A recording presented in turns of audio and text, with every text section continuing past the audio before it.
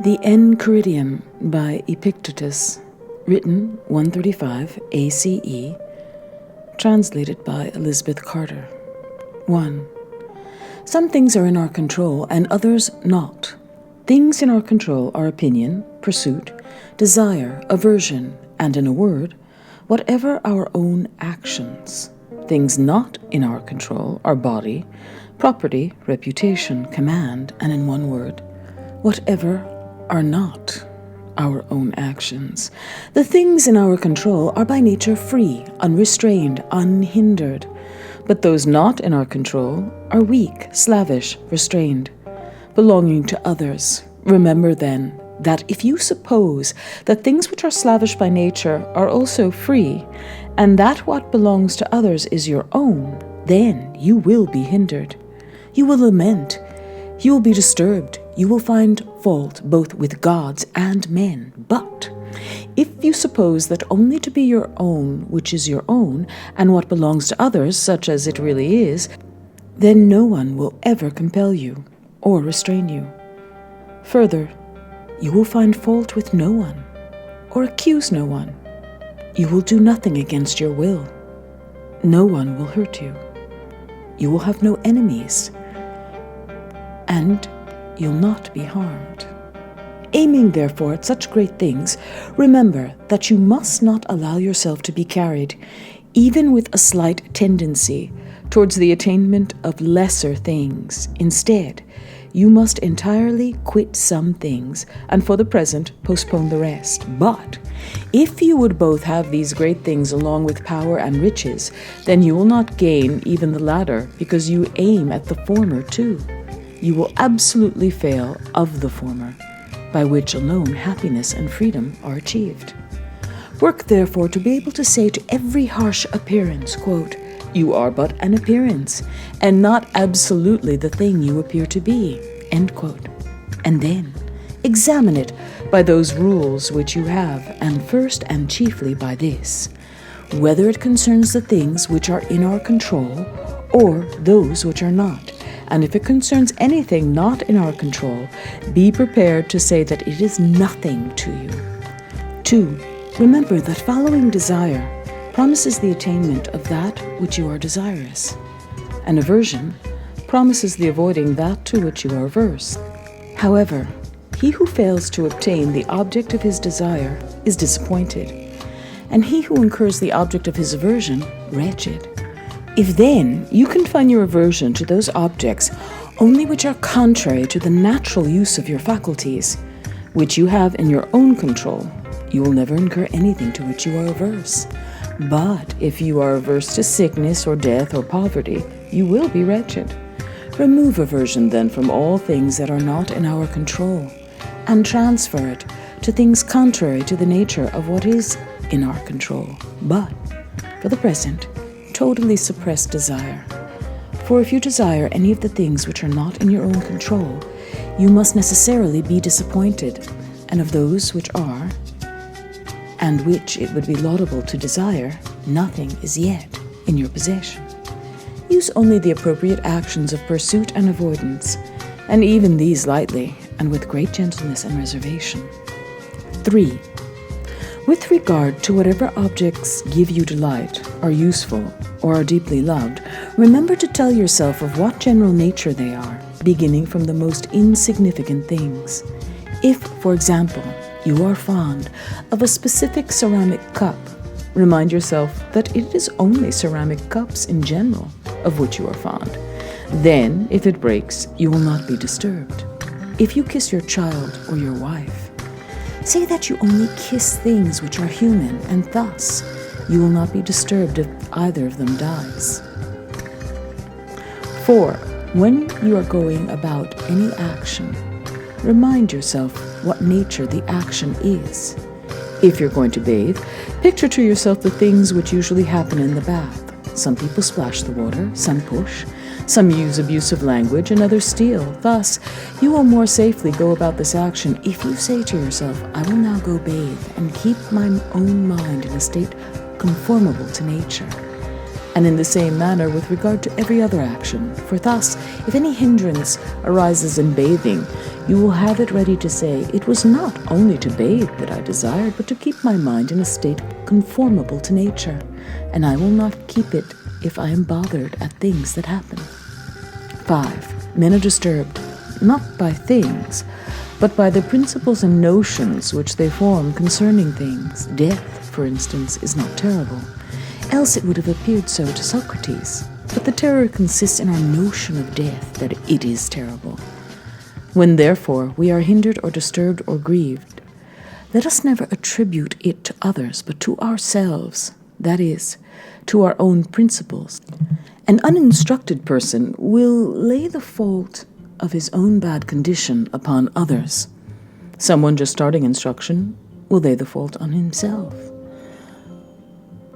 Someone who is perfectly instructed will place blame neither on others nor on himself. 6. Don't be prideful with any excellence that is not your own.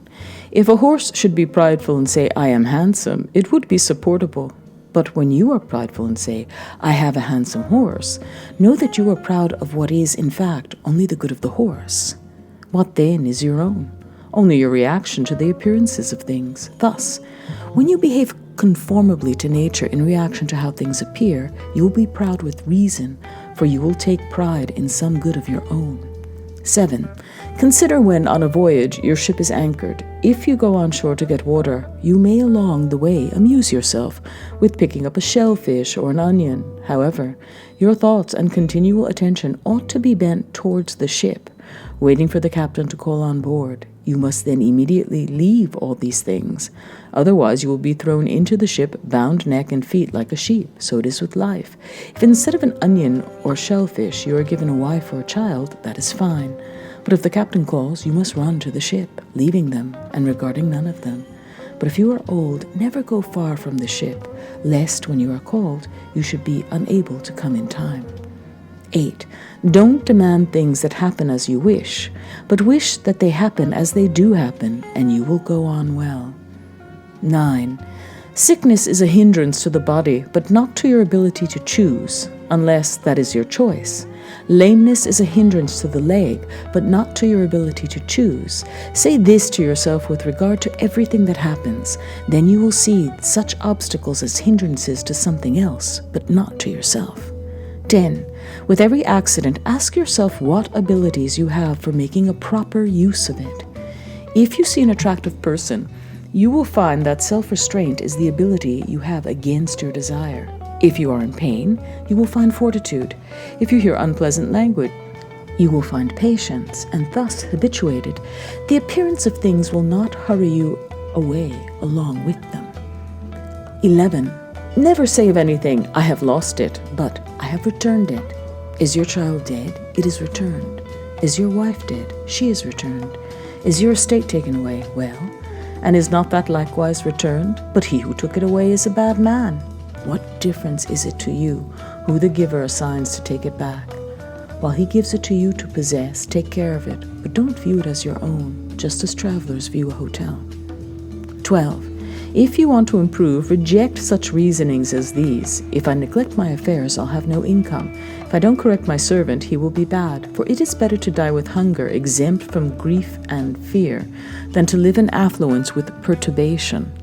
And it is better your servant should be bad than you unhappy.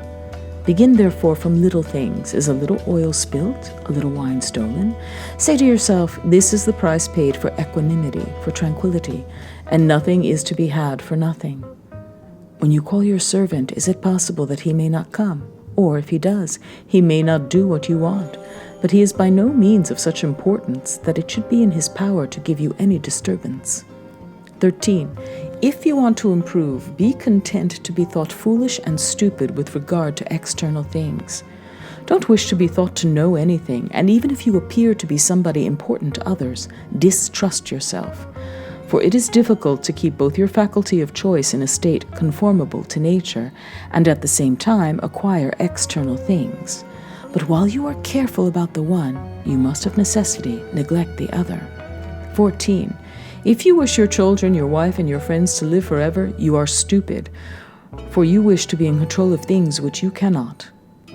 You wish for things that belong to others to be your own. So likewise, if you wish your servant to be without fault, you are a fool, for you wish vice not to be vice, but something else. But if you wish to have your desires undisappointed, this is in your control. Exercise, therefore, what is in your control. He is the master of every other person who is able to confer or remove whatever the person wishes either to have or to avoid. Whoever then would be free, let him wish nothing.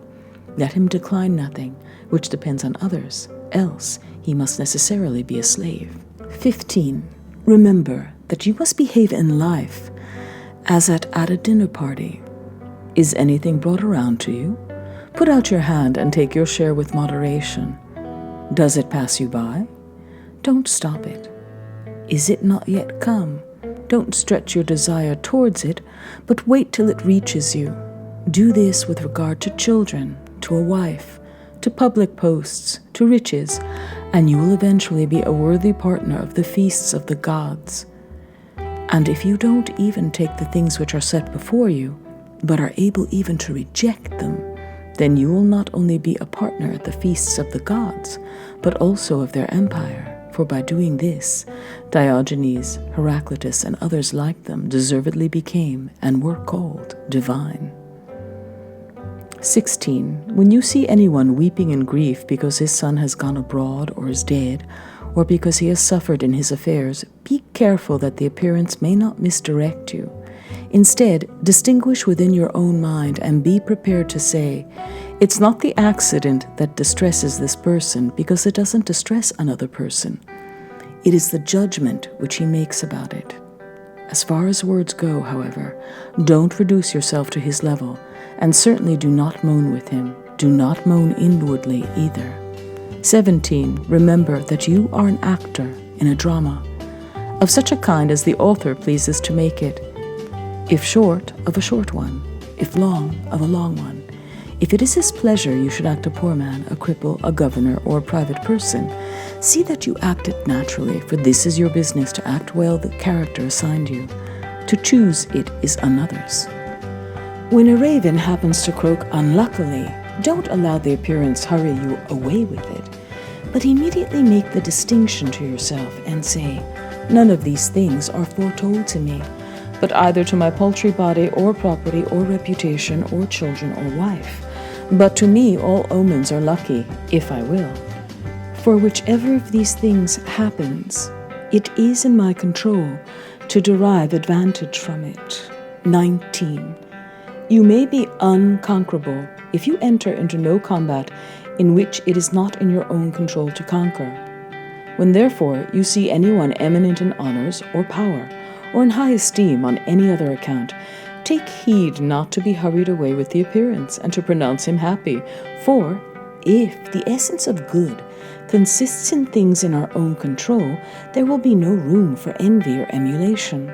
But for your part, don't wish to be a general or a senator or a council, but to be free, and the only way to do this is a contempt of things not in our own control.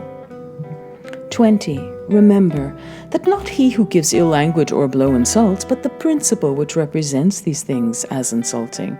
When therefore anyone provokes you, be assured that it is your own opinion which provokes you. Try therefore in the first place not to be hurried away with the appearance. For if you once gain time and respite, you will more easily command yourself. 21. Let death and exile and all other things which appear terrible be daily before your eyes, but chiefly death, and you will never entertain any abject thought, nor too eagerly covet anything. 22. If you have an earnest desire of attaining to philosophy, prepare yourself from the very first to be laughed at, to be sneered by the multitude, to hear them say, "He has returned to us a philosopher all at once," and "Whence this supercilious look?" Now, for your part, don't have a supercilious look indeed, but keep steadily to those things which appear best to you, as one appointed by God to this station. For remember that if you adhere to the same point, those very persons who at first ridiculed will afterwards admire you. But if you are conquered by them, you will incur a double ridicule. 23. If you ever happen to turn your attention to externals so as to please anyone, be sure that you have ruined your scheme of life. Be contented then in everything with being a philosopher, and if you wish to be thought so likewise by anyone, appear so to yourself, and it will suffice you. 24. Don't allow such considerations as these distress you. I will live in dishonor and be nobody anywhere, for if dishonor is an evil, you can no more be involved in any evil by the means of another than be engaged in anything base. Is it any business of yours, then, to get power or to be admitted to an entertainment? By no means. How then, after all, is this a dishonor? And how is it true that you will be nobody anywhere when you ought to be somebody in those things only which are in your own control, in which you may be of the greatest consequence? But my friends will be unassisted. What do you mean by unassisted? They will not have money from you, nor will you make them Roman citizens. Who told you then that these are among the things in our control, and not the affair of others? And who can give to another the things which he has not himself? Well, but get them then, that we too may have a share. If I can get them with the preservation of my own honor and fidelity and greatness of mind, show me the way and I will get them. But if you require me to lose my own proper good, that you may gain what is not good, consider how inequitable and foolish you are. Besides, which would you rather have, a sum of money or a friend of fidelity and honor? Rather assist me then to gain this character, than require me to do those things by which I may lose it. Well, but my country, say you, as far as depends on me, will be unassisted. Here again, what assistance is this you mean? It will have no porticos nor baths of your providing. And what signifies that? Why, neither does a smith provide it with shoes, or a shoemaker with arms. It is enough if everyone fully performs his own proper business. And were you to supply it with another citizen of honor and fidelity, would he not be of use to it? Yes, therefore neither are you yourself useless to it. What place then, say you, will I hold in the state? Whatever you can hold, with the preservation of your fidelity and honor. But if by desiring to be useful to that you lose these, of what use can you be to your country when you are become faithless and void of shame? 25. Is anyone preferred before you at an entertainment, or in a compliment, or in being admitted to a consultation? If these things are good, you ought to be glad that he has gotten them, and if they are evil, don't be grieved that you have not gotten them. And remember that you cannot, without using the same means which others do, to acquire things not in our control, expect to be thought worthy of an equal share of them. For how can he who does not frequent the door of any great man, does not attend him, does not praise him, have an equal share with him who does? You are unjust then, and insatiable. If you are unwilling to pay the price for these things, are sold, and would have them for nothing. For how much is lettuce sold? 50 cents, for instance. If another, then paying 50 cents, takes the lettuce, and you, not paying it, go without them, don't imagine that he has gained any advantage over you. For as he has the lettuce, so you have the 50 cents which you did not give. So, in the present case, you have not been invited to such a person's entertainment, because you have not paid him the price for which a supper is sold. It is sold for praise. It is sold for attendance. Give him then the value, if it is for your advantage. But if you would at the same time not pay the one, and yet receive the other, you are insatiable and a blockhead. Have you nothing then, instead of the supper? Yes, indeed you have. The not praising him, whom you don't like to praise, the not bearing with his behavior at coming in. 26. The will of nature may be learned from those things in which we don't distinguish from each other. For example, when our neighbor's boy breaks a cup, or the like, we are presently ready to say, these things will happen. Be assured then that when your own cup likewise is broken, you ought to be affected just as when another's cup was broken. Apply this in like manner to greater things. Is the child or wife of another dead? There is no one who would not say, this is a human accident. But if anyone's own child happens to die, it is presently, alas, I, how wretched am I. But it should be remembered how we are affected in hearing the same thing concerning others. 27. As a mark is not set up for the sake of missing the aim, so neither does the nature of evil exist in the world. 28. If a person gave your body to any stranger he met on his way, you would certainly be angry. And do you feel no shame in handing over your own mind to be confused and mystified by anyone who happens to verbally attack you?